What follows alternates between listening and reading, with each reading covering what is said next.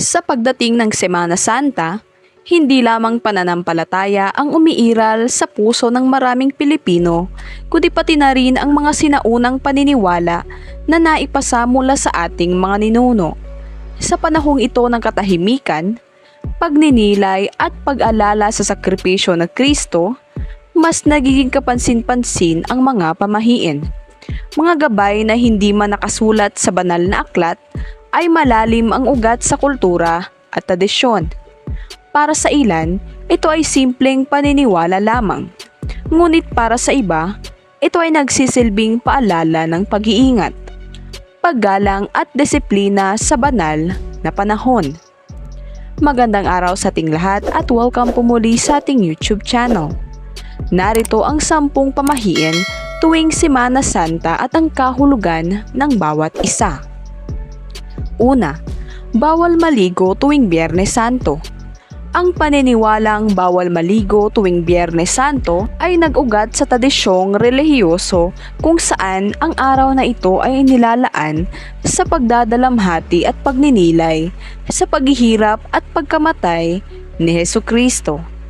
Para sa ilan, ang pagligo ay tinuturing na gawaing may kaugnayan sa kaginhawaan o normal na gawain, kaya iniiwasan bilang anyo ng paggalang at simpleng sakripisyo. Pangalawa, bawal magsaya o mag-ingay. Ang paniniwalang bawal mag-ingay o magsaya tuwing Semana Santa ay nakaugat sa relihiyosong tradisyon ng paggalang at pagninilay sa paghihirap at kamatayan ni Hesukristo. Itinuturing ang panahong ito bilang sagrado at tahimik, kaya ang sobrang kasiyahan o maingay na gawain ay inaakalang hindi angkop sa diwa ng pagluluksa. Gayunpaman, ito ay higit na isang kaugalian at paniniwala lamang, at hindi isang mahigpit na utos. Pangatlo, bawal kumain ng karne tuwing Biyernes Santo. Ipinagbabawal ang pagkain ng karne tuwing Biyernes Santo bilang bahagi ng pag-aayuno at sakripisyo sa tradisyong Kristiyano, lalo na sa Katolisismo. Ito ay pag-alala sa paghihirap at kamatayan ni Hesukristo, kaya iniiwasan ang mga pagkain na itinuturing na masasarap o marangya bilang anyo ng pagtitimpi at paggalang. Ang tinutukoy na karne ay yaong mula sa mga hayop na nabubuhay sa lupa, katulad ng baboy, baka, manok at kambing. Sa halip, pinapayagan ang pagkain ng isda at iba pang pagkaing dagat dahil hindi ito kabilang sa tradisyonal na kahulugan ng karne sa ganitong paniniwala. Pang-apat, bawal maglakbay ng malayo. Pinaniniwala ang bawal maglakbay ng malayo tuwing Semana Santa dahil ito ay panahon ng taimtim na pagninilay, pag-aayuno at pag-alala sa paghihirap at kamatayan ni Jesus. Kaya inaasahan ang pananatili sa bahay o simbahan bilang paggalang at debosyon. Ayon din sa mga pamahiin, mas aktibo raw ang masasamang espiritu sa panahong ito kaya delikado ang bumiyahe. At may paniniwala ring mas mataas ang posibilidad ng aksidente dahil walang gabay o proteksyon. Sa praktikal na pananaw, nagiging abala rin ang mga kalsada dahil sa dagsa ng mga bumibiyahe, kaya mas tumataas ang risk ng disgrasya.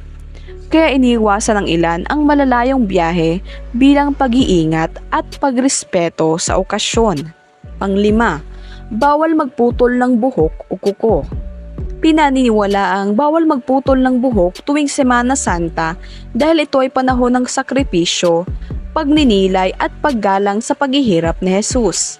Kaya iniwasan ng anumang gawain na may kinalaman sa pagbabago ng katawan o hitsura bilang simbolo ng pagpapakumbaba.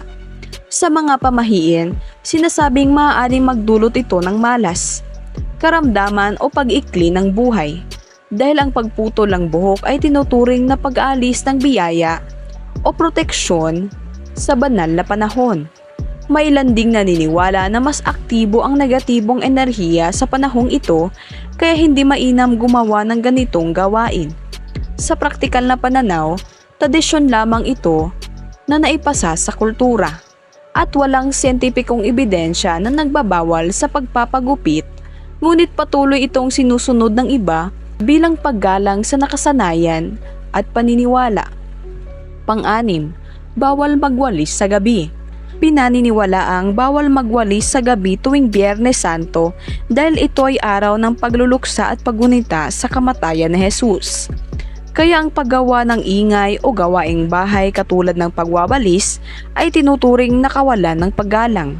Ayon sa pamahiin, ang pagwawalis sa gabing ito ay parang pagtataboy ng biyaya o swerte palabas ng bahay, at maaari ring magkagambala sa mga kaluluwang sinasabing gumagala sa panahong ito. Sa praktikal na pananaw, ito ay paraan din upang hikayatin ang katahimikan, pagninilay at pahinga sa halip na maging abala sa mga gawaing hindi naman kailangang gawin sa sagradong oras. Pampito, bawal magtahi. Pinaniniwalaang bawal magtahi tuwing Biyernes Santo dahil ito ay araw ng matinding pagluluksa sa pagkamatay ni Jesus. Kaya iniiwasan ang anumang gawain na may kinalaman sa pagbutas o pagtusok bilang simbolikong paggalang sa kanyang mga sugat. Ayon sa pamahiin, ang pagtatahi raw sa araw na ito ay maaaring magdulot ng malas o kapahamakan, katulad ng aksidente o hindi magandang pangyayari sa pamilya. Sa praktikal na pananaw, ito rin ay paraan upang bigyan ng oras ang sarili sa panalangin, katahimikan at pagninilay sa halip na mag-focus sa gawaing bahay. Pangwalo, huwag maglaba tuwing Biyernes Santo. Sa paniniwala ng ilan, ang pagsasampay o paglalaba ng damit ay parang hindi pagbibigay halaga sa sakripisyo ni Jesus. At may pamahiin pa na ang paglalaba raw sa araw na ito ay nagdadala ng malas o kapahamakan.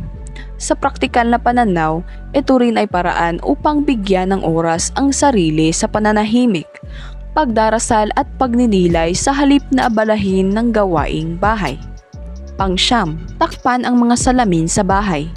Pinaniniwalaang kailangang takpan ang mga salamin tuwing Biyernes Santo bilang tanda ng paggalang at pagdadalamhati sa kamatayan ni Jesus, kung saan iniiwasan ang anumang bagay na may kinalaman sa vanity o pagtingin sa sarili. Sa paniniwala at pamahiin, ang salamin ay sinasabing maaaring maging daan ng mga espiritu, at dahil tinuturing na mas manipis ang hangganan ng mundo ng buhay at patay sa araw na ito, pinaniniwalaang maaaring may masamang elemento na pumasok o magpakita. Mayroon ding paniniwala na ang pagtingin sa salamin sa araw na ito ay maaaring magdulot ng malas o hindi ka nais-nais na pangyayari. Sa praktikal na pananaw, ito ay naging bahagi na lamang ng tradisyon at simbolikong paraan ng pag-iwas sa mga bagay na makagagambala sa taimtim na pagninilay. At pang-10, huwag matulog ng hapon sa Biyernes Santo. Bawal matulog sa hapon ng Biyernes Santo dahil ito ay oras ng malalim na pagninilay sa kamatayan ni Jesus. Kaya tinuturing na hindi tama na gumugol ng oras sa pagtulog sa halip na magdarasal o pag-aayuno. Ayon sa pamahiin, ang pagtulog sa hapon ng araw na ito ay nagdudulot ng malas o masamang pangyayari sa bahay at sa pamilya. Sa praktikal na pananaw, hinihikayat din ng tradisyon ang pagiging alerto at maingat, kaya mas pinipili ng marami na manatiling gising, magdasal o magbahagi sa mga gawaing panrelihiyon bilang tanda ng respeto at debosyon.